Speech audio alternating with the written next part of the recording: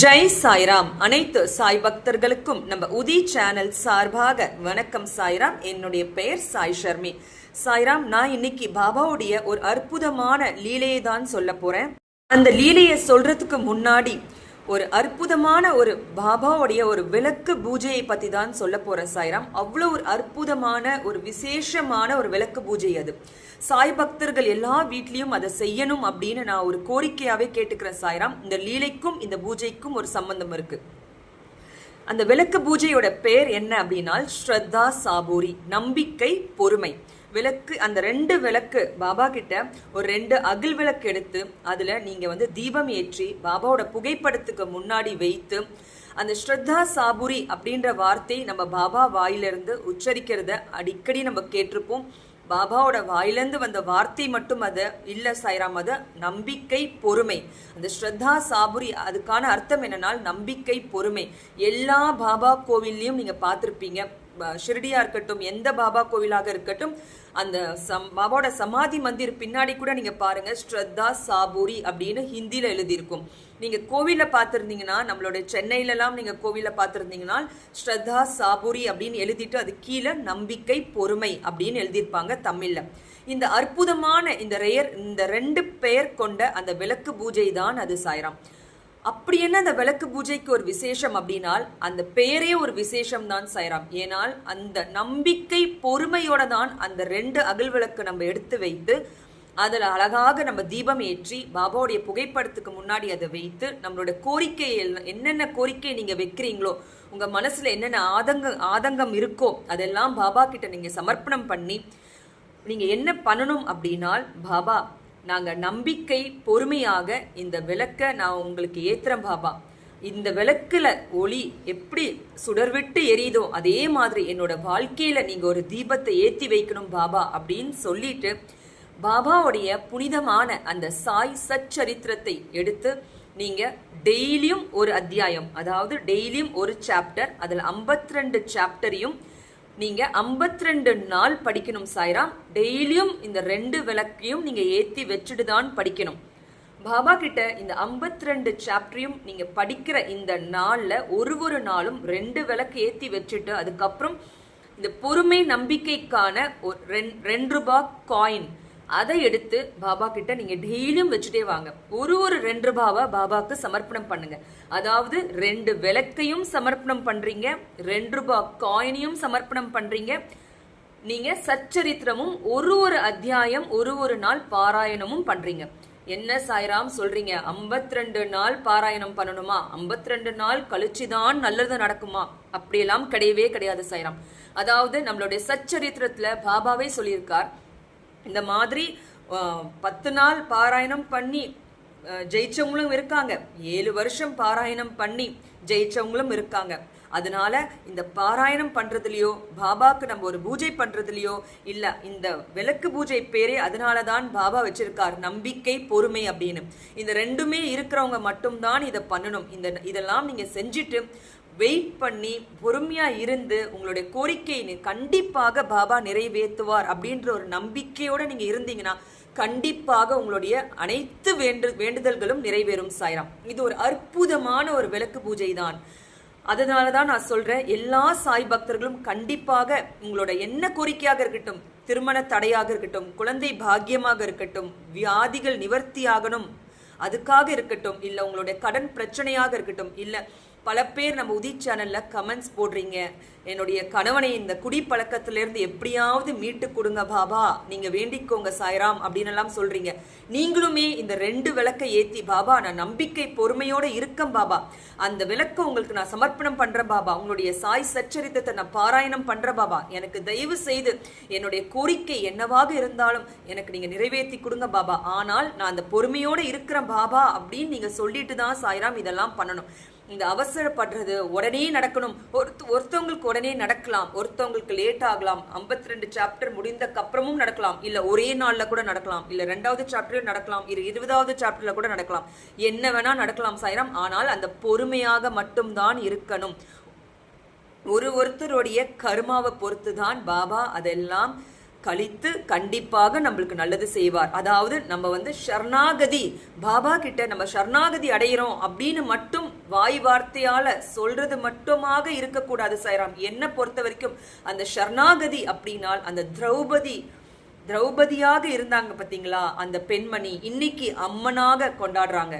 இன்னைக்கு அந்த திரௌபதி என்ன பண்ணாங்க அதை நம்ம யோசிச்சு பார்க்கணும். அந்த திரௌபதி அவங்களுடைய மானத்தை தன்னைத்தானே காப்பாத்துறதுக்கு பலவிதமாக அவங்க முயற்சி பண்ணாங்க. அந்த அந்த புடவையை அவங்களுக்கு அப்படியே அவங்க அவுக்கும் போது அவங்க மானத்தை காப்பாற்றணும் சொல்லி அவங்க அவ்வளோ அழுதாங்க. ஆனால் அவங்களால முடிஞ்ச அளவுக்கு அவங்களுடைய போராட்டத்தை அவங்க போராடினாங்க. ஆனால் ஒரு கட்டத்துல அவங்களால முடியல. அப்ப 2 கையும் அவங்க மேல தூக்கி கிருஷ்ணா அப்படின்னு சொன்னாங்க. அது சொன்ன அடுத்த நிமிஷம் அந்த கிருஷ்ண பரமாத்மா அவங்களுக்கு அந்த சேலையை கொடுத்துக்கிட்டே இருந்தாரு. அதுதான் சரணாகதி. அப்படிப்பட்ட சரணாகதியாக தான் இருக்கணும். எந்த ஒரு சிச்சுவேஷனா இருந்தாலும் நம்ம ஃபேஸ் பண்ணணும் சாய்ராம். ஃபர்ஸ்ட் ஃபேஸ் பண்ணணும். நம்மளால முடிஞ்ச அளவுக்கு நம்ம பண்ணி பார்க்கணும். முடியாத பட்சத்துல ரொம்ப கஷ்டமா இருக்கு, என்னால இதுல இருந்து மீளவே முடியல அப்படின்னும் போது அந்த திரௌபதி மாதிரியே 2 கையும் மேல தூக்கிடணும். கிருஷ்ணா நீ பாத்துக்கோ, பாபா நீங்க பாத்துக்கோங்க, அவ்வளவுதான். இதுதான் சரணாகதி. அந்த நம்பிக்கை ஒரு நாளும் நம்ம பாபா மேல கம்மியாகவே கூடாது. என்ன கஷ்டமான சிச்சுவேஷனா இருக்கட்டும், அப்படியே நம்ம துவண்டு போய் கீழே விழுந்துட்டோம், நம்ம நாளைக்கே நம்ம செத்துருவோம் அப்படின்னு நம்மளுக்கு தெரிஞ்சா கூட, பாபா நான் உன் பாதுகையை விடமாட்டேன் பாபா, எப்படி எனக்கு அந்த சாவு வருதுன்னு நான் பாத்துக்கிறேன் பாபா, அப்படியே நீங்க நிக்கிறீங்க பாத்தீங்களா, அப்போ வருவார். என் மேல இப்படிப்பட்ட ஒரு பக்தை நம்பிக்கை வைத்திருக்காளே, அவளை நம்ம விடக்கூடாதுன்னு அவர் வருவார். கண்டிப்பாக நம்ம பாபா நம்மளை காப்பாத்துவார். அப்படிப்பட்ட சரணாகதியாக இருக்கணும். அந்த மாதிரி ஒரு மைண்ட் செட்டை வச்சு இந்த விளக்கு பூஜையை பண்ணுங்க, கண்டிப்பாக பாபா நிறைவேற்றுவார். இதுக்கான ஒரு அற்புதமான லீலையை பாபா பண்ணியிருக்கார் சாய்ராம். என்ன அப்படின்னால், நம்மலாம் கோரிக்கை வைத்துதான் இந்த விளக்கு பூஜையை பண்ண போறோம். ஆனால் இந்த சாய் பக்தை இந்த விளக்கு பூஜையை கேள்விப்பட்ட உடனேவே எந்த கோரிக்கையும் இல்லாமல் இந்த விளக்கு பூஜையை பண்ணாங்களாம். அது எப்படி, அதுதான் சொல்ல போறேன் சாய்ராம். அந்த பக்தை காதுல இந்த விஷயம் வந்திருக்கு சாய்ராம். அவங்களும் ஒரு சேனல் மூலியமாக இந்த விஷயத்த பார்த்திருக்காங்க. ஸ்ரத்தா சாபுரி அப்படின்ற ஒரு விளக்கு பூஜை புதுசா இருக்கே, நல்லா இருக்கே அப்படின்னு சொல்லிட்டு அந்த பக்தை என்ன யோசிச்சாங்களாம், பாபா உங்களுக்கு இந்த ஸ்ரத்தா சாபுரின்ற இந்த வார்த்தையே உங்களுக்கு ரொம்ப பிடித்தமான ஒரு விஷயமாச்சே பாபா, இந்த விளக்க நான் எந்த கோரிக்கையும் இல்லாமல் உங்களுக்கு இந்த 2 விளக்கையும் நான் சமர்ப்பணம் பண்றேன், 2 ரூபாய் காயினையும் நான் சமர்ப்பணம் பண்றேன், சச்சரிதம் பாராயணமும் பண்றேன். ஏனால் அந்த பக்தைக்கு அந்த சச்சரிதம் பாராயணம் பண்ற அந்த விஷயத்துல தடங்கள் ஆயிட்டே இருக்குமா சாய்ராம். அவங்க பண்ணணும் படிக்கணும்னு ரொம்ப ஆசைப்படுவாங்களாம். ஆனால் அவங்க எடுத்து வச்ச உடனே அவங்க மைண்ட் பயங்கர டிஸ்டர்பன்ஸ் ஆகுமா, அவங்களால படிக்கவே முடியாதாம். இல்லை ஏதாவது ஒரு பிரச்சனை வருமாம், இல்லை குழந்தைகள் அவங்கள கூப்பிடுவாங்களாம், இல்லை ஹஸ்பண்ட் ஏதாவது ஒரு வேலை கொடுப்பாராம். இப்படியே இருந்ததாம் ரொட்டீனா. அவங்களால அதை படிக்கவே முடியலையாம் முழு மனதோட. அப்போ பாபா கிட்டே இந்த ஒரு கோரிக்கையை வைத்தாங்களாம், பாபா இந்த ஒரு சாக்களையாவது நான் படிக்கிறேன் பாபா அப்படின்னு சொல்லி அந்த பக்தை பாபா கிட்ட சொல்லி எந்த கோரிக்கையும் இல்லாமல் பண்ணாங்களா சாய்ராம். ஆனால் நம்ம பாபாக்கு தான் தெரியும் ஒருத்தவங்களை இந்த பூஜை எதுக்கு பண்ண வைக்கிறார். அவரோட பர்மிஷன் இருந்தால் மட்டுமே, அவருடைய ஆசீர்வாதம் இருந்தால் மட்டுமே ஒரு இலை கூட அசையும் அப்படின்னு சொல்வார். அது உண்மையான ஒரு விஷயம். நம்ம எந்த கோரிக்கையும் இல்லாமல் தான் பண்ணுவோம். ஆனால் அது பின்னாடி ஒரு விஷயம் நடக்குது, அவங்களுக்கு ஒரு பிரச்சனை வரப்போகுது அப்படின்னு நம்ம பாபாக்கு மட்டும்தான் தெரியும். அந்த சர்வாந்தர் யாமியா இருக்கிற நம்மளுடைய அந்த ஷிரடி சாய்பாபா அந்த மகானுக்கு மட்டும்தான் தெரியும் நம்ம எந்த டேட்ல சாக போறோம் அப்படின்ற முதற்கொண்டு. அப்படிப்பட்ட நம்ம பாபா தன்னுடைய பக்தையை அழகாக இந்த விளக்கு பூஜையை உணர்த்தி பண்ண வைத்தாராம் சாய்ராம். அந்த பக்தை அழகாக அந்த விளக்கு பூஜையை பண்ணிட்டே இருக்காங்களாம். கிட்டத்தட்ட ஒரு 18 நாள் பண்ணிட்டாங்களாம் சாய்ராம். 18 சாப்டர் படிச்சுட்டாங்களாம். 18 நாளும் 2 ரூபாய் காயின் பாபாக்கு சமர்ப்பணம் பண்ணிட்டாங்களாம். அதுக்கப்புறம் அந்த பெண்மணியோட குழந்தை இருக்காங்களாம். அந்த குழந்தை 10th ஸ்டாண்டர்ட் படிக்கிறாங்களாம் சாய்ராம். அந்த அவங்களுடைய பொண்ணு, அந்த பொண்ணு 10வது அப்படின்னாலே நம்மளுக்கு தெரியும் பப்ளிக் எக்ஸாம் அவ்வளோ இம்பார்ட்டன்டான ஒரு விஷயம். அந்த பப்ளிக் எக்ஸாம் அந்த குழந்தைக்கு ஸ்டார்ட் ஆயிடுச்சான் சாய்ராம். ஸ்டார்ட் ஆகி போயிட்டே இருக்காம். அந்த குழந்தையும் நல்லா படிக்கிற ஒரு குழந்தையாம். அப்போ ஒரு 3-4 நாள் கழிச்சு லாஸ்ட் எக்ஸாம் அந்த குழந்தைக்கு வந்துருச்சான் சாய்ராம். ஃபைனல் எக்ஸாம் கிட்ட அந்த குழந்தை நெருங்கிட்டாலாம். நெருங்கிறதுக்கு முன்னாடி ஒரு 2 days முன்னாடியே அந்த குழந்தைக்கு உடம்புல பயங்கரமான ஒரு பெயின் எடுக்குதான் சாய்ராம். கை கால்லாம் ரொம்ப வலிக்குதாம். அப்ப தாய் கிட்ட சொல்லிட்டே இருக்கலாம், அம்மா எனக்கு கை காலு வயிறெல்லாம் ரொம்ப குத்துதுமா. நீ என்ன சாப்பாடு கொடுத்தாலும் என் வயிறு வந்து குத்துதுமா. எதுவுமே எனக்கு சாப்பிட முடியல. உடம்பெல்லாம் ஒரு மாதிரி அப்படியே பாடா படுத்துதுமா. என்னால முடியலமா. நான் கஷ்டப்பட்டு தான் அந்த எக்ஸாமே எழுதிட்டு வரமா. எனக்கு ரொம்ப கஷ்டமா இருக்குன்னு சொன்னோன்னே என் தாய் என்ன பண்ணியிருக்காங்க அப்படின்னா, அவங்களுக்கு அது புரியல சரியா. அவங்களுக்கு அது உணர முடியல. அவங்க உடனே என்ன பண்றாங்கன்னா, எப்போதுமே வழக்கம் போல பாபாவோட உதி தண்ணியை அந்த குழந்தைக்கு கொடுப்பாங்களாம். அதே மாதிரி போய் உதி தண்ணி எடுத்துட்டு வந்து கொடுத்து, அம்மா நீ அந்த பப்ளிக் எக்ஸாமோட டென்ஷன்ல இருக்க போல இருக்கு, அதனாலதான் உனக்கு இந்த மாதிரி சிம்டம்ஸ்லாம் காட்டுது, நீ பயப்படாத, பாபா நம்ம கூடவே இருக்கார், இந்த உதி தண்ணியை குடி, உனக்கு ஒன்னும் ஆகாது அப்படின்னு சொல்றாங்களாம் அந்த தாய். அந்த குழந்தையும் சரி அப்படின்னு சொல்லிட்டு அந்த தண்ணியை குடிக்கிறாளா சாயிரம். அதுக்கப்புறம் பாத்தீங்களா அடுத்த நாள் எக்ஸாம்க்கு அவ போயிட்டு வராலாம். வீட்டுக்கு வந்தக்கப்புறம் அந்த குழந்தைக்கு அப்படியே ஜுரம் வந்து நெருப்பா கொதிக்குதான் சாயிரம். என்னடா என்னம்மா ஆச்சு அப்படின்னு கேட்கும்போது, இல்லம்மா எனக்கு ஜுரம் அடிக்குதுமா, என்னால எக்ஸாம் ரொம்ப கஷ்டப்பட்டுதாம்மா நான் எழுதுனேன் அப்படின்னு சொன்னோடனே உடனே அந்த தாய் என்ன பண்றாங்களாம், அந்த ஹாஸ்பிட்டல் கூட்டிட்டு ஓடுறாங்களாம். ஓடி போய் அங்க டாக்டரை பார்க்கும்போது டாக்டர் சொல்றாங்களாம், நீங்க வந்து டெஸ்ட் எடுக்கணும், பிளட் டெஸ்ட் எடுக்கணும், பிளட் டெஸ்ட் எடுத்து பாத்துக்கலாம் அப்படின்னு சொல்றாங்களாம். ஏன்னால் ரொம்ப நாள் உடம்பு வலி வேற இருக்குன்னு சொல்றீங்க, ஒரு பிளட் டெஸ்ட் எடுத்துக்கலாம். அவங்களும் சரி அப்படின்னு சொல்லிட்டு அங்க பிளட் டெஸ்ட் அந்த குழந்தைக்கு எடுக்கிறாங்களாம். எடுத்து அடுத்த நாள் தான் ரிப்போர்ட் வரும்னு சொல்றாங்களாம். அந்த குழந்தை அடுத்த நாளும் போய் ஒரு எக்ஸாம் எழுதிட்டு வந்துடுறாள்.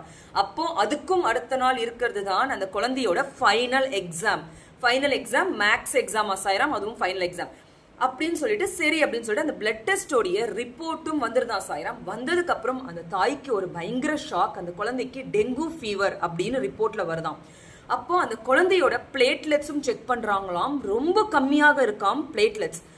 அப்போ அந்த டாக்டர் வந்து என்ன சொல்றாங்களாம், இந்த குழந்தைய உடனடியாக நீங்க அட்மிஷன் போடணும், ஏனால் பிளேட்லெட் 0 லெவலுக்கு வந்துருச்சுனால் குழந்தையோட உயிருக்கே ஆபத்தாயிடும், இந்த எக்ஸாம் எல்லாம் நீங்க பார்க்காதீங்கம்மா அப்படின்னு சொல்றாங்களாம். ஆனால் அந்த பொண்ணு என்ன சொல்றாளாம், அம்மா எனக்கு ஃபைனல் எக்ஸாம் நாளைக்கு, நான் கண்டிப்பா அந்த எக்ஸாம் அட்டன் பண்ணியே ஆகணும், என்னால வந்து போகாம இருக்க முடியாதுமா, ஏன்னா இதுதான் என்னோட வாழ்க்கையுடைய ஒரு திருப்பு முனையேம்மா அப்படின்னு சொல்லும் போது தாய் கண்ணீர் விட்டு அழுகுறாங்களாம். பாபாவோட பாதத்தடியில போய் விழுறாங்களாம்.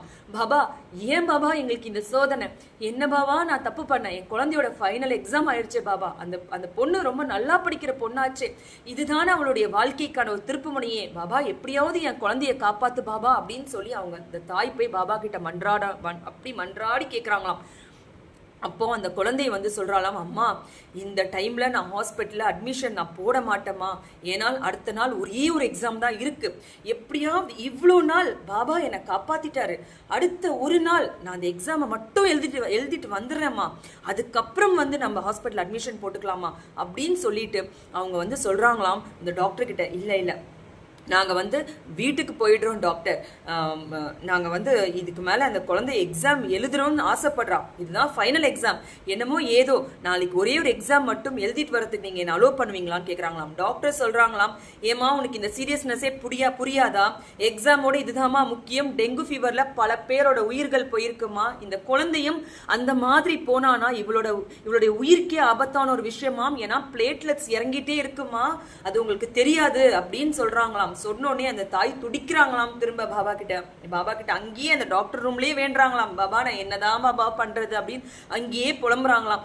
ஆனால் அந்த பொண்ணு ரொம்ப ஸ்ட்ராங்கா இருந்தாலாம், அம்மா வேண்டாம் நான் அந்த எக்ஸாம் எழுதி முடிப்பேன் அப்படின்னு சொல்லி, சரி அப்படின்னு சொல்லிட்டு அந்த பொண்ணோட விருப்பப்படியே நடக்கட்டும், என்னன்னாலும் பாபா பார்த்துப்பார் அப்படின்னு சொல்லி ஒரு தைரியத்துல, பரவாயில்ல டாக்டர் நாங்க வீட்டுக்கு போறோம் அப்படின்னு சொல்லிட்டு அங்கேயே அந்த பொண்ணை வந்து கூப்பிட்டுட்டு வீட்டுக்கு வந்துடுறாங்களாம் அந்த தாய். அந்த ஒரு நைட்டு அந்த தாய் என்ன பண்றாங்களாம், இந்த எல்லாம் கூகுள் எல்லாம் சர்ச் பண்ணி பாக்குறாங்களாம் அந்த டெங்கு ஃபீவருக்கு என்ன பண்ணுவாங்க அப்படின்னு. அப்போ அதுல போட்டிருக்காம இந்த பப்பாயாவோட இந்த இலையை வந்து காய்ச்சி கொடுங்க, அது கொடுத்தால் உங்களுடைய பிளேட்ல ஏறும் அப்படின்லாம் போட்டிருக்காம. அப்போ அந்த தாய் வந்து பாபாவை மனசுல வச்சுட்டு அந்த பப்பாயாவோட இலையை எடுத்து நல்லா வந்து அதை வந்து பாயில் பண்ணி அதுல கொஞ்சம் உதியம் போட்டு அந்த குழந்தைக்கு கொடுக்குறாங்களாம். கொடுத்தோடனே அந்த குழந்தையும் அதை குடிக்கிறாளாம். அந்த தாய் அதை எவ்வளவு நேரத்துக்கு ஒரு தடவை கொடுக்கணுமோ அப்படி கொடுத்துட்டே இருக்கிறாங்களாம். என்னென்ன கூகுளில் சர்ச் பண்ணி என்னென்ன பண்ணுமோ அந்த நைட்டெல்லாம் அந்த தாய் அதை பண்ணிட்டே இருக்காங்களாம். பண்ணிட்டு இருக்கும் போது அந்த குழந்தை படிக்கிறாளாம். அப்படியும் உட்காந்து அந்த ஜுரத்துலையும் அந்த குழந்தை படிச்சுட்டு இருக்காளாம். அடுத்த நாள் காலையில எக்ஸாம். அப்போ அந்த தாய் வந்து சொல்றாங்களாம், அவளுக்கு உதியெல்லாம் வச்சு விட்டு உதி தண்ணியெல்லாம் கொடுத்து திரும்ப அந்த பப்பாயா தண்ணியெல்லாம் கொடுத்து, ஏமா நீ போய் எக்ஸாம் எழுது, ஆனால் நான் உன் கூடவே வந்து வெளியில உட்காந்துட்டு இருக்கேன், உன்னால அந்த எக்ஸாம் எழுத முடியலன்னா உடனே நீ வெளியில வந்துருமா, நான் வந்து உன்னை கூட்டிட்டு போயிடுறேன் அப்படின்னு சொன்னாங்களாம். குழந்தை சொன்னாலாம் சரிம்மா கண்டிப்பா அப்படின்னு சொல்லிட்டு அவளும் எக்ஸாம் எழுத போயிட்டாலாம். அந்த தாயும் புக்ஸ் எல்லாம் எடுத்து வச்சியாமா கரெக்டானா எல்லாமே எடுத்துட்டமா அப்படின்னு சொன்னாலாம் சாய்ராம். சொல்லிட்டு அந்த தாயும் அந்த குழந்தைய கூட்டிட்டு அங்க போறாங்களாம் சாய்ராம். போயிட்டு எக்ஸாம் ஹால்ல அந்த குழந்தைய உட்கார வச்சுட்டு அவங்க வெளியிலேயே அந்த எக்ஸாம் ஹால் வெளியிலேயே உட்காந்துட்டு இருக்காங்களாம். அந்த குழந்தை உள்ள போறதுக்கு முன்னாடி அவங்க ஒரு வார்த்தை கேட்கறாங்களாம், அம்மா எல்லாத்தையும் எடுத்து வச்சுட்டியாமா? அம்மா நீ பயப்படாதம்மா, பாபா என் கூடவே இருக்காருமா, என்னம்மா இவ்வளவு நம்பிக்கையா இருக்கேம்மா, உனக்கு கண்டிப்பா பாபா குணப்படுத்துவார்மான்னு ஒரு தாயா ஆஸ்வாதம் பண்றாங்களாம். அப்ப அவ சொல்றாளாம், எப்படி நான் பாபா என் கூட இருக்காரு நான் சொல்றேன் தெரியுமா உனக்கு, எப்படிமா? அம்மா நீ எப்பவுமே டெய்லியும் படிப்பல்லம்மா அந்த சச்சரிதத்தை, அந்த சச்சரிதத்தை இன்னைக்கு நான் என் பேக்லயே வைத்து நான் கொண்டு வந்துட்டேம்மா, என் பாபா என் கூடவே இருக்காருமா அப்படின்னு சொல்லும் போது அந்த தாய் அங்கேயே கண்ணீர் வடிக்கிறாங்களாம் சாய்ராம். ஐயோ நம்ம குழந்தை இப்படி பேசுறாளே அப்படின்னு சொல்லிட்டு அந்த சச்சரித்திரத்தை அந்த குழந்தை அந்த பேக்ல போட்டு எடுத்து வந்திருக்காளாம். அப்போ இந்த தாய் என்ன பண்ணாங்களாம், அவ பேக்ல இருக்கிற அந்த சச்சரிதத்தை மட்டும் கையில எடுத்துக்கிட்டு வெளியில போய் உட்காந்துட்டாங்களாம். அந்த குழந்தை எக்ஸாம் எழுத போயிட்டாலாம். அந்த குழந்தை அங்க எக்ஸாம் எழுதுறாள், இங்க இந்த தாய் இங்க உட்கார்ந்து அந்த சச்சரிதத்தை பாராயணம் பண்றாங்க. எப்படி பண்றாரு பாருங்க பாபா. இந்த குழந்தை மூலியமாக அந்த சச்சரித புக்கை எடுத்துட்டு போய் வச்சு அந்த தாயும் அங்க உட்கார வச்சு படிக்க வைக்கிறார். அதை படிச்சு அந்த தாய் படிச்சுட்டே இருக்காங்களாம். அவ நல்லபடியாக எக்ஸாம் எழுதுறாளாம். எழுதி முடிச்சுட்டு சந்தோஷமா வெளியில வராலாம். ஆனால் உடம்புக்குள்ள ஒரு அலுப்பு இருந்துட்டே இருக்காம். அவளுடைய முகமெல்லாம் அப்படியே வாடி போயிருக்காம். இந்த தாய் வந்தோடனே அப்படியே அணைச்சி அந்த குழந்தைய வச்சுட்டு உடனே அங்கிருந்து ஹாஸ்பிட்டல் கூட்டிட்டு ஓடுறாங்களாம். ஏன்னா இதுக்கு மேல நம்ம டிலே பண்ணக்கூடாது, அந்த குழந்தைக்கு ஆபத்துன்னு சொன்னாங்களேன்னு ஓடி போறாங்களாம் சாய்ராம். ஓடி போனோடனே டாக்டர் சொல்றாராம், நீங்க அட்மிஷன் போடுங்க அப்படின்னு சொல்லி அட்மிட் பண்ணிடுறாங்களாம். அட்மிட் பண்ணக்கு அப்புறம் அந்த குழந்தைக்கு எல்லா விதமான டெஸ்ட்டும் எடுக்கிறாங்களாம் சாய்ராம். திரும்ப ரொட்டீன் டெஸ்ட் எல்லாமே எடுக்கிறாங்களாம். பிளட் டெஸ்ட் எடுத்து இப்போ எப்படி இருக்கு, எந்த அளவுல அந்த பிளேட்லெட்ஸ் இருக்குன்னு செக் பண்றாங்களாம் சாய்ராம். அங்கதான் பாபா அந்த அற்புதத்தை பண்ணியிருக்கார். அந்த விளக்கு பூஜை மூலியமாக அந்த குழந்தைக்கு எடுத்த அந்த பிளட் டெஸ்ட் நார்மலா இருக்கு. டெங்கு ஃபீவர் அப்படின்ற ஒரு விஷயம் அதுல இல்லவே இல்லை, நார்மலா இருக்கா. அவளுடைய பிளேட்லெட்ஸ் 2 lakhs இருந்துதான். அவ உள்ள போகும்போது 40,000 இருந்துதான் சாய்ராம். நினைச்சுக்கோங்க, அதாவது ஒரே நாள்லாம் இது வாய்ப்பே கிடையாதாம். இந்த மாதிரி இந்த பிளேட்லெட்ஸ் 40,000ல இருந்து ஒரு நைட்ல ஜம்ப் ஆகி 2 lakhs வரத்துக்கு வாய்ப்பே இல்லையாம். நார்மலாக ஒரு மனுஷனுக்கு 2 lakhs 45,000 3 lakhs கிட்ட இருக்குமாம். அந்த 2 lakhs அந்த குழந்தைக்கு இருந்துதான். அந்த தாயும் அந்த டாக்டரும் அப்படியே வியப்படைந்து பார்த்தாங்களாம், இது எப்படி சாத்தியம், ஏதோ ஒரு சக்தி உங்க கூடவே இருக்குதுமா, உங்க குழந்தைய காப்பாத்தி இருக்கு, உங்க குழந்தைய நல்லபடியாக எக்ஸாமும் எழுத வச்சு அந்த டெங்கு ஃபீவரையும் குணப்படுத்தி கொண்டு வந்திருக்க உங்களுடைய அந்த தெய்வத்தை தாமா நீங்க நன்றி சொல்லணும்னு சொன்னாங்களாம் அந்த தாய்க்கு அந்த டாக்டர். அந்த தாய் இதை கேட்ட உடனே அந்த குழந்தைய கூட்டிட்டு பாபாக்கு ஓடி போய் பாபா கோவில்ல சாஷ்டாங்கமா விழுந்து பாபாக்கு, பாபா கோடான கொடி நன்றி பாபா, என்னை எதுக்கு இந்த விளக்கு பூஜை பண்ண வச்சேன்னு எனக்கு தெரியல, ஏதோ ஒரு சும்மா உனக்கு சமர்ப்பணம் பண்ணணும்னு பண்ணேன், ஆனால் அது பின்னாடி இதெல்லாம் வரும், உன் குழந்தைக்கு இப்படி ஒரு ஆபத்து வரும், அதுல இருந்து நான் உன்னை காப்பாத்துவேன்னு சொல்லி அந்த குழந்தையோட கர்மாவியம் என்னுடைய கர்மாவியம் சேர்த்து அந்த விளக்கு மூலியமாக நீ எரிச்சிருக்க பாபா அப்படின்னு சொல்லி பாபாக்கு கோடான கொடி நன்றி சொன்னாங்களா சாய்ராம்.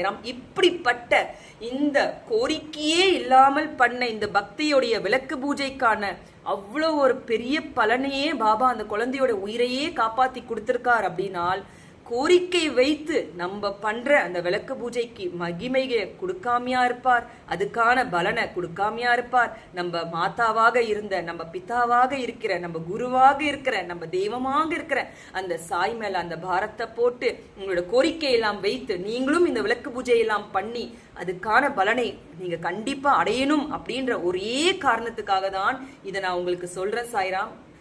கோடான கொடி நன்றி நம்ம பாபாக்கு நம்ம சொல்லிக்கலாம். எப்பவுமே நம்ம கூடவே இருந்து நம்மளைய காத்து ரட்சிக்கிற அந்த மகானுக்கு கோடான கொடி நன்றி பாபா அப்படின்னு சொல்லிட்டு உங்க ஆதரவும் அன்பும் எப்பொழுதும் நம்ம உதய சேனலுக்கு இருக்கணும் அப்படின்னு தாழ்மையுடன் கேட்டுக்கொள்கிறேன் சாய்ராம். ஜெய் சாய்ராம்.